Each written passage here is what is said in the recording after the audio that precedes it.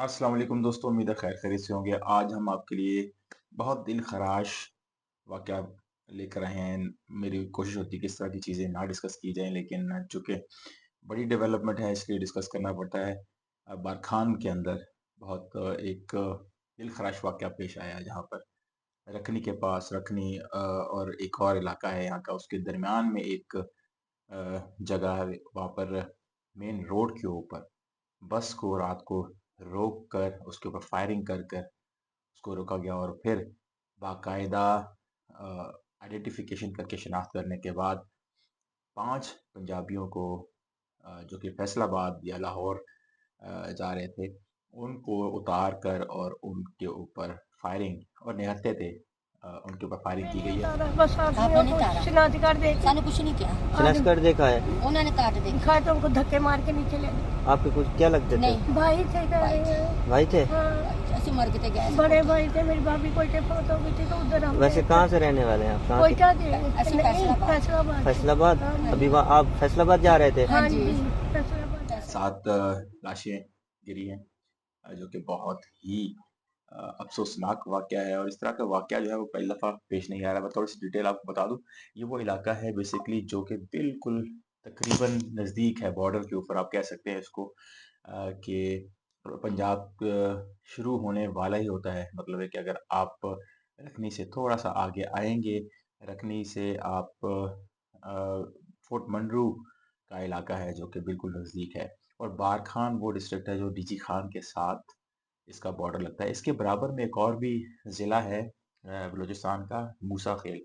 वो भी बड़ा इस हवाले से वॉलेटाइल सिक्योरिटी के हवाले से सूबा है। बल्कि ये सारा रीजन चूँकि ज़्यादातर पश्तून बेल्ट के इन्फ्लुएंस में है, तो यहाँ पर हमने लास्ट टाइम भी डिस्कस किया था कि बहुत ज़्यादा एक्टिविटीज़ जो है तहरीक-ए-तालिबान पाकिस्तान की बढ़ी हैं। लेकिन इसके अलावा इस किस्म के वाक़यात में माज़ी में जो वाक़यात हुए उसमें बहुत ज़्यादा जो मुलविस होने के शवाहिद मिले हैं, और ख़ुद भी इस तंज़ीम ने ख़ुद भी एक्सेप्ट किए हैं इस किस्म के वाक़यात। तो वो है बलोच लिबरेशन आर्मी, जो कि इस वक़्त बहुत ज़्यादा मुतहरिक हुई हुई है।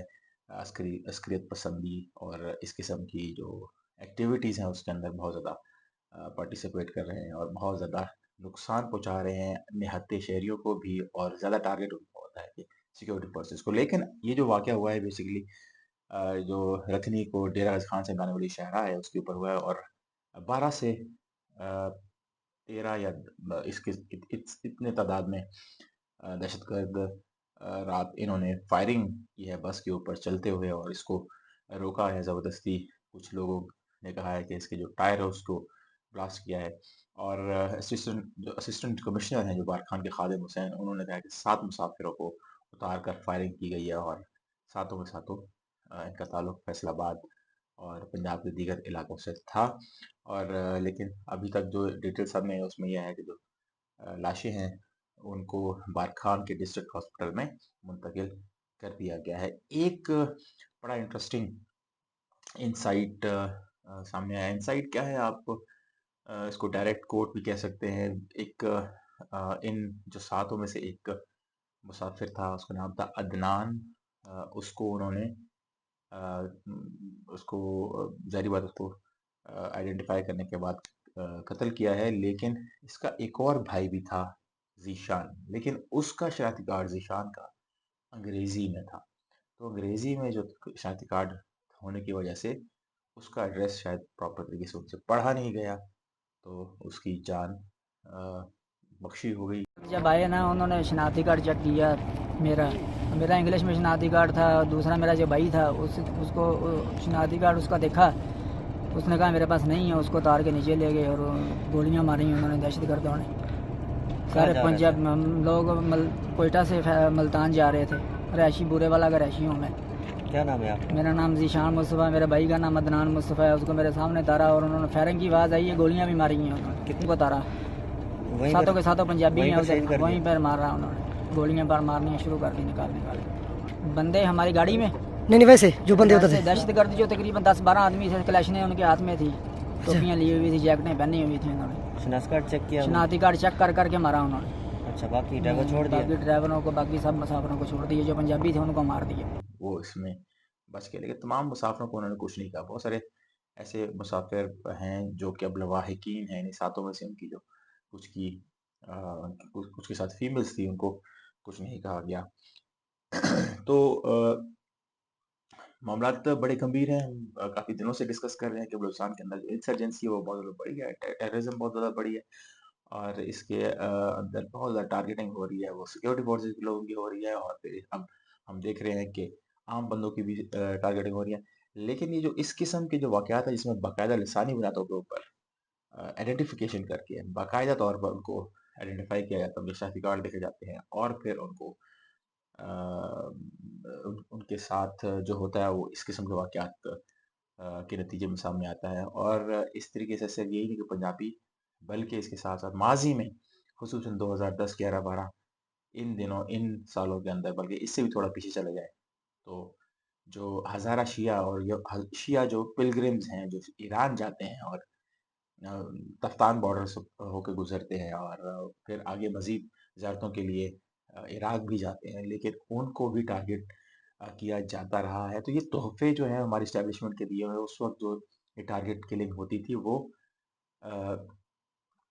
وہاں پر بتایا جاتا ہے کہ ایک سپاہ صحابہ کی تنظیم تھی، ان کا ایک گروپ تھا، وہ اس کو لیڈ کیا کرتا تھا، اور ان کی ایکٹیویٹیز اور وہ سنی اور شیعہ کے فساد کی وجہ سے ان کو ٹارگٹ کیا تھا۔ اس کے اندر خصوصاً جو ہے وہ لدھیانوی صاحب اور ایک ملک صاحب ہوا کرتے تھے، ان کا نام بہت زیادہ لیا جاتا تھا۔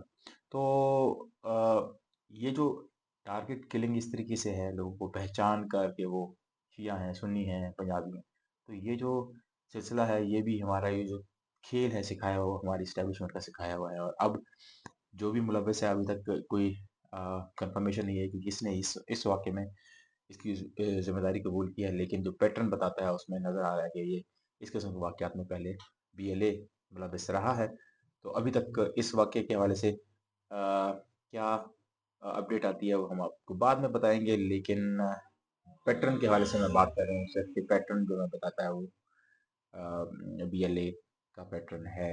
لیکن میں نے جیسے ذکر کیا کہ یہ کوئی پہلا واقعہ نہیں ہے، اس طرح کے بہت سارے واقعات پہلے بھی پیش آتے رہے ہیں۔ جیسے موسٹ ریسنٹلی گزشتہ سال 26 اگست کو موسیٰ خیل جو کہ بارکھان کے برابر کا ڈسٹرکٹ ہے ساتھ میں، وہاں پر باقاعدہ بس کو ٹارگٹ کیا گیا اور 23 لوگوں کو نشانہ بنایا گیا، 23 مسافروں کو، اور وہ بھی شناخت کرنے کے بعد پھر 12 اپریل 2024 کو بھی ایک واقعہ ہوا جس کے اندر نوشکی کے اندر 9 جو لیبرر ہیں ان کو نشانہ بنایا گیا، وہ بھی پنجابی تھے۔ پھر اسی طریقے سے پنجگور کے اندر 29 سپٹمبر کو بھی ایک واقعہ ہوا 2024، اور اس کے اندر 7 جو لیبرر تھے اور ان کو بھی ٹارگٹ کیا گیا کیونکہ وہ بھی پنجابی تھے۔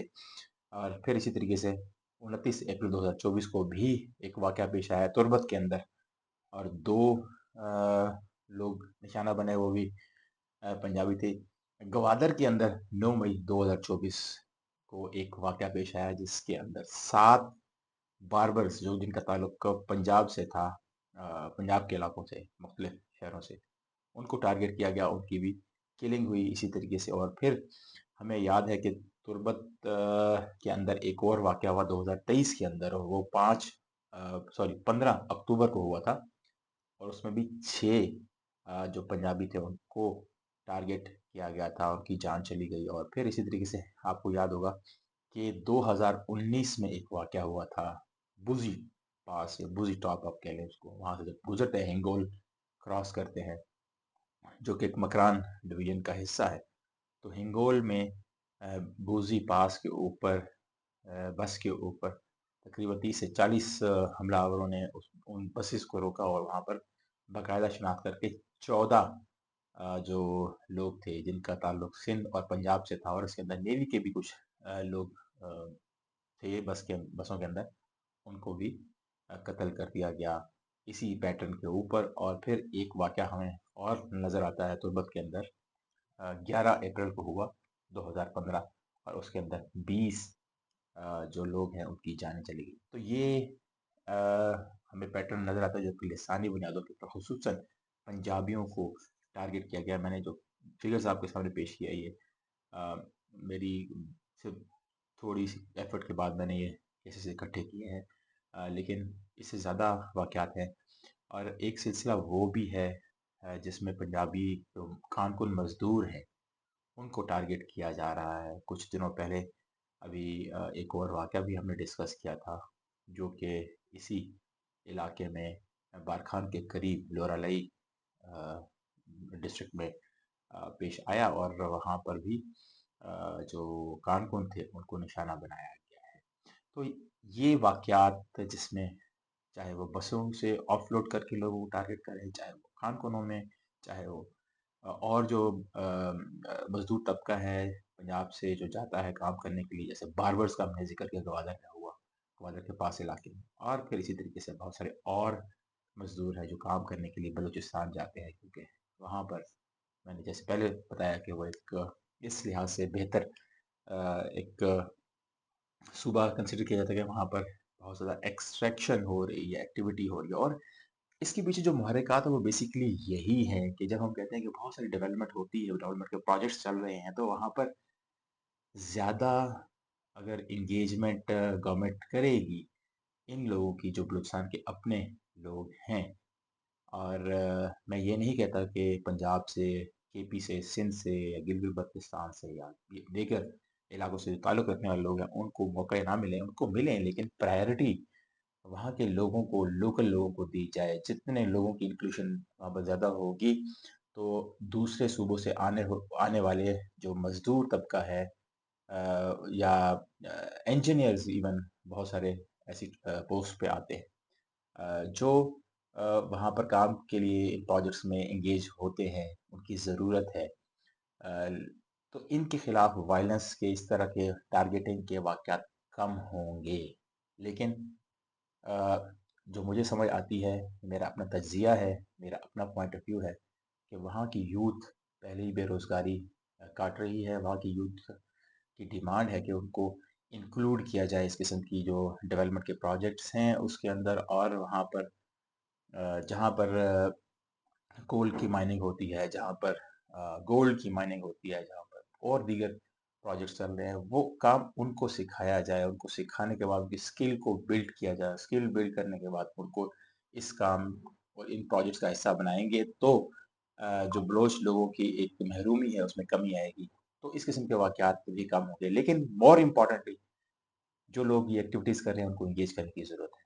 اسٹیٹ انگیج کر سکتی ہے اور کوئی نہیں انگیج کر سکتا. اور یہ جب تک ان کو اسٹیٹ صدقے دل سے اور کھلے دل سے انگیج نہیں کرے گا تو میرے خیال میں بہت لیٹ بھی ہو گیا ہے. آئی ڈونٹ نو کہ خصوصاً اگر پی ایل اے جیسے جو تنظیمیں ہیں ان کے لیڈران کو، جیسے بشیر زائد ہو گیا، ان طرح اس قسم کے لوگوں کو اگر آپ انگیج کرنے کی کوشش کی، آئی ڈونٹ نو کہ وہ بیٹھیں گے یا نہیں بیٹھیں گے آپ کے ساتھ. لیکن اب بات اتنے اس نہج تک پہنچ گئی ہے کہ ٹارگیٹنگ اور اس قسم کے وائلنس میں ہم نے پہلے بھی ذکر کیا 2024 میں بہت اضافہ ہوا. اب 2025 کا آغاز ہے اور دوسرا مہینہ ہے، اور آج سمجھ لیں کہ آج کیا تاریخ ہے، آج 19 تاریخ ہے، اور ہم نے پہلے ہی بہت زیادہ وائلنس دیکھ لیا. کلات ہو، خوزدار ہو، زہری ہو، پھر ہب ہو، پھر اسی طریقے سے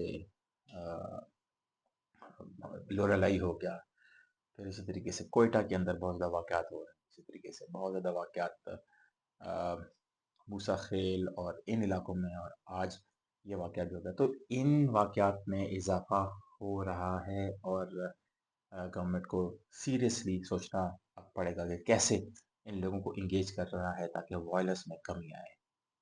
آج کی بات یہی تک، لیکن مزید اپڈیٹ سے ہم آپ کو آگاہ کرتے رہیں گے. کائنڈلی آپ سے گزارش ہوتی ہے کہ چینل کو ضرور سبسکرائب کیا کریں.